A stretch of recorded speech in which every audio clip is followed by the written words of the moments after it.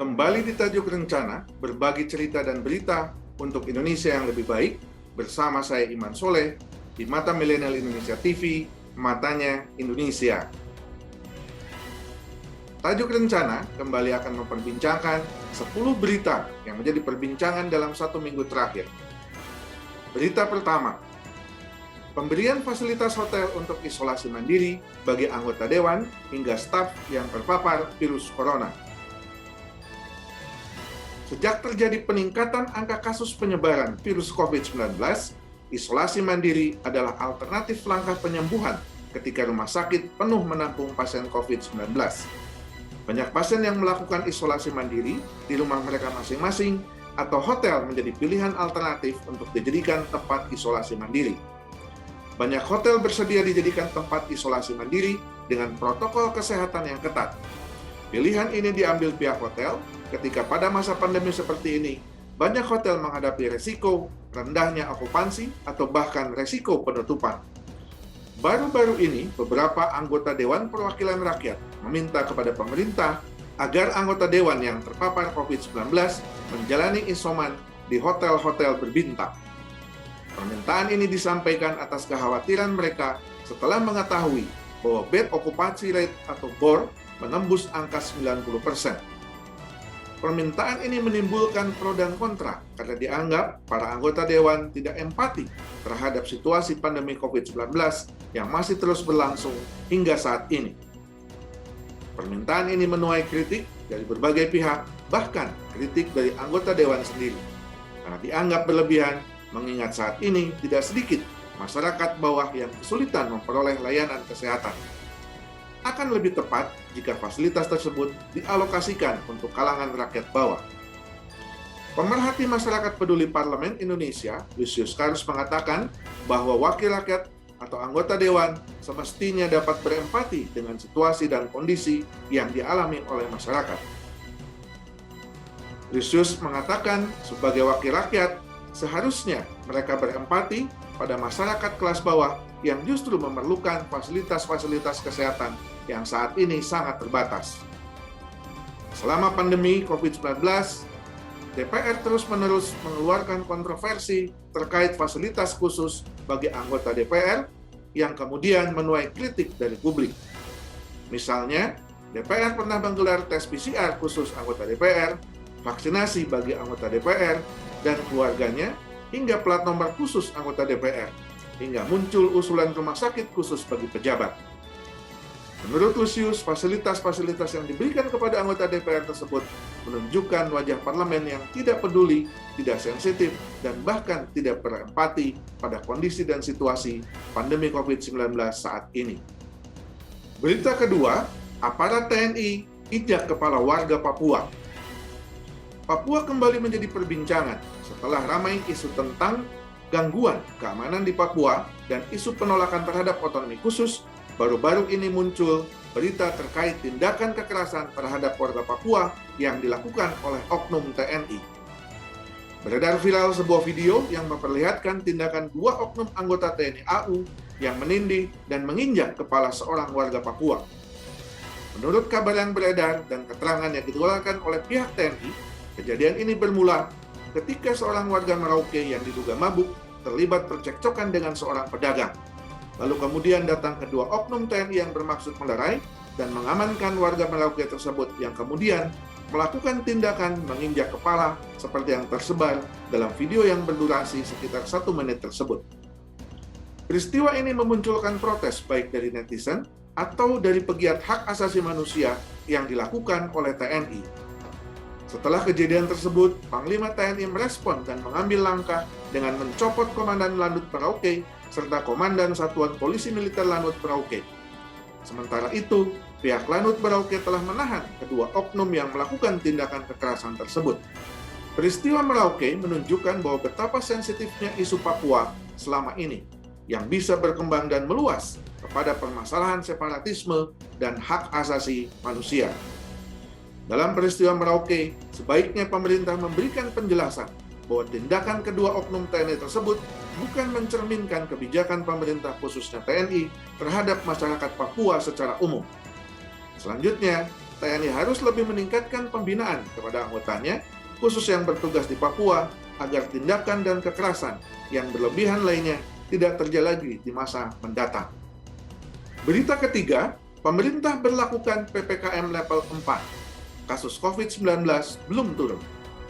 Setelah memberlakukan kebijakan pemberlakuan pembatasan kegiatan masyarakat atau PPKM darurat, selama 2 minggu, pemerintah kembali memperpanjang pembatasan dengan kebijakan PPKM level 4. Kebijakan perpanjangan ini dikeluarkan setelah pemerintah menganggap PPKM darurat belum berhasil menurunkan secara signifikan angka kasus penyebaran COVID-19. Sebelumnya, pemerintah memberlakukan kebijakan PPKM darurat setelah angka kasus penyebaran virus COVID-19 meningkat drastis dan bahkan hingga menembus angka 50.000 kasus per hari. Peningkatan kasus berdampak pada peningkatan persentase bed occupancy rate atau BOR yang mencapai angka 90% lebih. Hal ini berdampak pada penuhnya kapasitas ruang perawatan di rumah sakit dan sempat membuat krisis kebutuhan akan oksigen. Kebijakan PPKM darurat belum mampu menurunkan angka kasus penyebaran COVID-19 secara signifikan dalam waktu 14 hari. Walau terlihat angka penurunan dari 50.000 kasus per hari menjadi 38.000 kasus per hari. Perpanjangan pembatasan kegiatan masyarakat melalui kebijakan PPKM level 4 bertujuan untuk terus menekan laju penyebaran kasus COVID-19 hingga batas yang tidak terlalu mengkhawatirkan. Kebijakan PPKM level 4 tentu akan berdampak pada kondisi ekonomi masyarakat yang makin terpuruk. Mengantisipasi hal ini, pemerintah melonggarkan beberapa aturan yang diberlakukan selama PPKM darurat serta menyiapkan paket-paket bantuan sosial bagi masyarakat terdampak. PPKM level 4 akan diberlakukan hingga tanggal 2 Agustus tahun 2021 mendatang.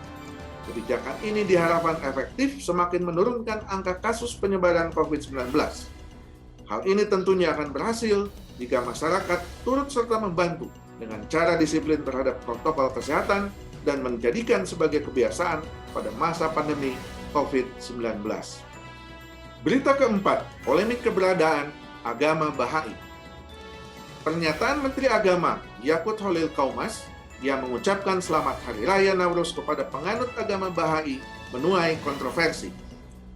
Masyarakat mempertanyakan eksistensi agama Bahai di Indonesia selama ini.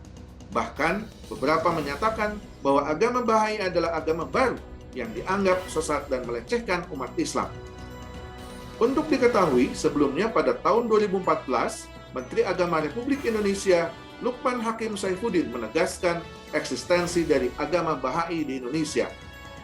Ia menyebut Bahai merupakan agama yang berdiri sendiri dan bukan sempalan atau sekte dari Islam maupun aliran sesat.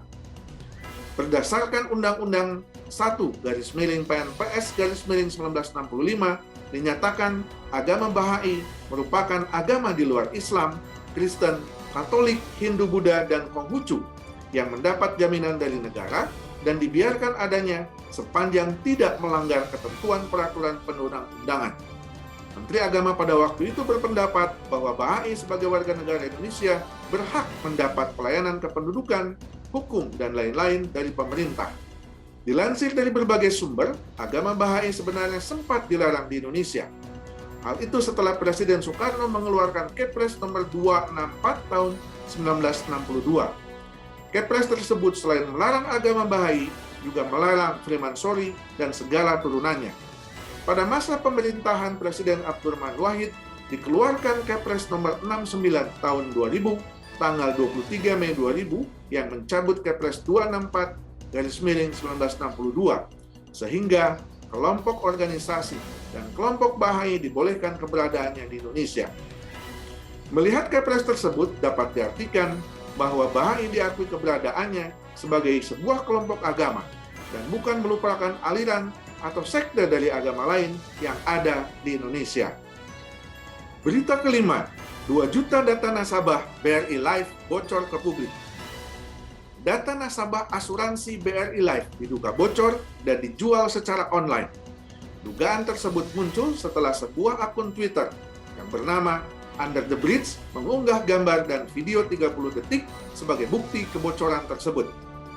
Menurut perusahaan keamanan siber Hudson Rock, kebocoran data tersebut disebabkan komputer milik karyawan BRI dan BRI Live disusupi. Mereka mengaku telah mengidentifikasi beberapa komputer yang dimaksud di dua perusahaan tersebut. Dalam cuitan Under the Bridge, data nasabah dijual seharga $7.000 atau sebesar 101 juta rupiah. Selain itu, dalam video disebutkan bahwa data yang diperoleh peretas secara keseluruhan sebesar 250 GB berupa kartu tanda pengenal atau KTP nasabah dan dokumen lainnya.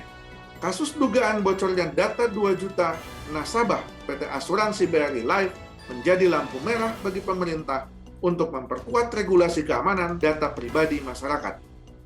Berdasarkan data Kementerian Komunikasi dan Informatika, dalam 3 tahun terakhir terdapat 29 lembaga dan datanya yang dibobol oleh para peretas. Pada Mei 2021 lalu, data 279 juta peserta BPJS Kesehatan bocor dan dijual di Red Forum seharga 0,15 Bitcoin atau sekitar 87 juta rupiah. Setahun sebelumnya, data 91 juta pengguna Tokopedia, termasuk 7 juta merchant, juga bocor ke publik. Data ini dijual di situs gelap Empire Market seharga $5.000. Kementerian Komunikasi dan Informatika telah memanggil direksi BRI Live untuk meminta keterangan ihwal dugaan kebocoran itu. Berdasarkan pertemuan itu, kementerian menduga adanya celah keamanan pada sistem elektronik BRI Live yang disalahgunakan oleh pihak-pihak yang tidak bertanggung jawab. Kementerian Kominfo berjanji akan menindaklanjuti hasil pertemuan tersebut dengan melakukan komunikasi intensif bersama BRI Live. Kominfo akan memberikan pendampingan terhadap BRI Live untuk mengamankan sistem maupun data dan tata kelola yang ada. Selain itu, Kominfo akan berkoordinasi dengan berbagai pihak seperti Badan Siber dan Sandi Negara serta Polri untuk menangani dugaan kebocoran data pribadi tersebut. Berita ke-6, spyware Pegasus mata-matai ponsel kepala negara. Spyware Pegasus yang mampu menyadap aneka macam data dari ponsel belakangan kembali menjadi topik perbincangan hangat di internet. Perusahaan Israel pembuatnya, NSO Group, dicurigai menjual program mata-mata tersebut ke pemerintah negara-negara opresif, yang kemudian menyalahgunakannya untuk melancarkan spionase terhadap aktivis, jurnalis, hingga pejabat negara. Sebagaimana dirangkum dari berbagai sumber, di beberapa negara Pegasus ditengarai telah digunakan untuk memata-matai para aktivis, politisi, jurnalis, hingga pejabat pemerintah. Hal tersebut dibuktikan dengan laporan dari Forbes, sekitar 50.000 gawai di dunia diperkirakan telah disadap oleh Pegasus. Meskipun demikian, Pegasus hanyalah salah satu jenis perangkat mata-mata atau spyware yang ada di dunia. Pegasus adalah spyware yang dikembangkan oleh kontraktor swasta NSO Group yang kerap digunakan oleh instansi pemerintah.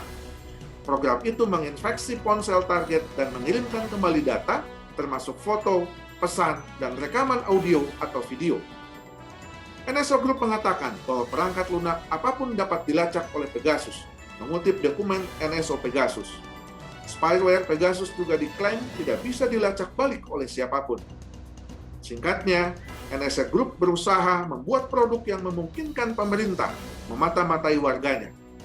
Perusahaan menggambarkan peran produknya di situs webnya sebagai pembantu lembaga intelijen dan penegak hukum pemerintah yang menggunakan teknologi untuk memenuhi tantangan enskripsi selama investigasi terorisme dan kriminal yang selama ini pernah terjadi. The Guardian melaporkan bahwa versi pertama dari Pegasus berhasil diidentifikasi oleh sekelompok peneliti pada tahun 2016. Pada waktu itu, Pegasus menyusup ke suatu perangkat melalui pesan singkat dan email yang dikirimkan ke suatu perangkat.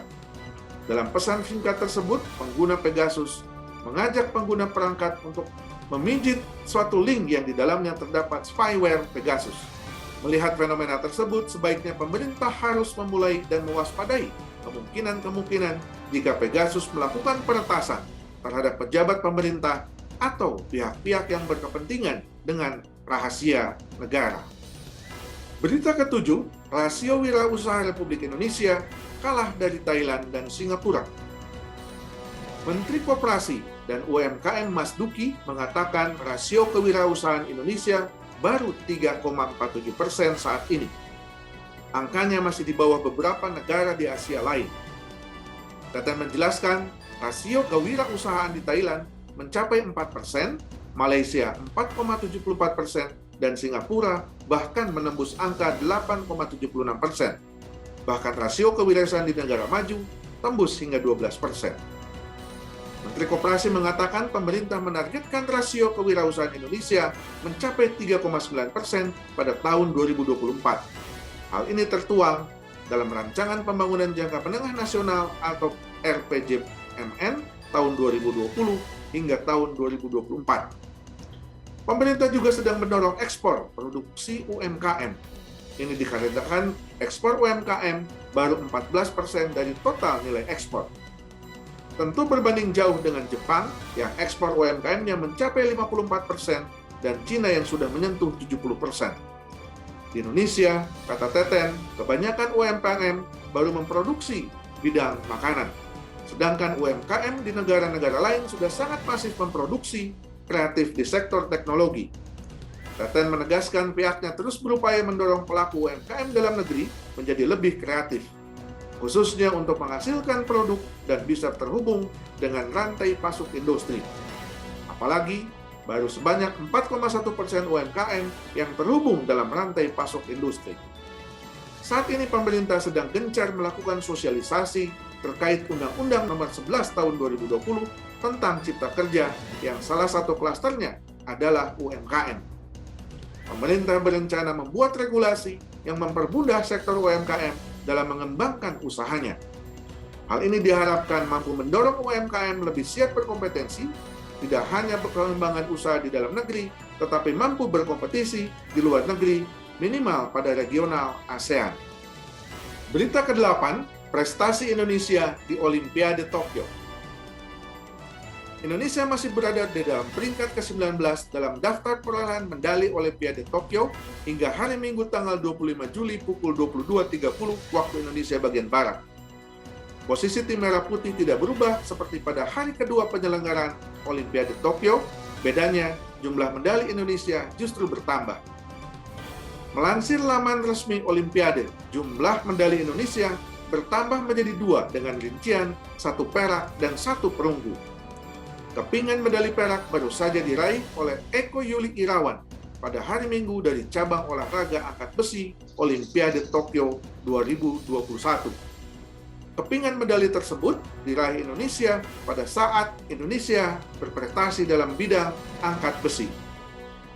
Indonesia berbagi peringkat dengan 4 negara lain, yaitu Brasil, Inggris, Serbia, dan Taiwan dalam klasemen medali Olimpiade Tokyo. Keempat negara tersebut sama seperti Indonesia yang baru meraih 1 medali perak dan 1 medali perunggu. Adapun daftar perolehan medali Tokyo tahun 2021 masih dikuasai oleh China dengan 6 emas, 1 perak, dan 4 perunggu. Tuan rumah Jepang mengekor di peringkat kedua. Mereka sejauh ini telah mengemas 5 medali emas dan 1 perak. Berita ke-9, Otsus II harus selesaikan akar masalah Papua. Pemerintah dan Dewan Perwakilan Rakyat akhirnya mensahkan revisi Undang-Undang Otonomi Khusus bagi Provinsi Papua menjadi Undang-Undang Nomor 2 Tahun 2021 tentang Otonomi Khusus Papua. Undang-undang hasil revisi ini diharapkan membawa perbaikan bagi kesejahteraan masyarakat Papua sekaligus menjawab isu-isu pembangunan di Provinsi Papua, termasuk isu separatisme dan pelanggaran hak asasi manusia.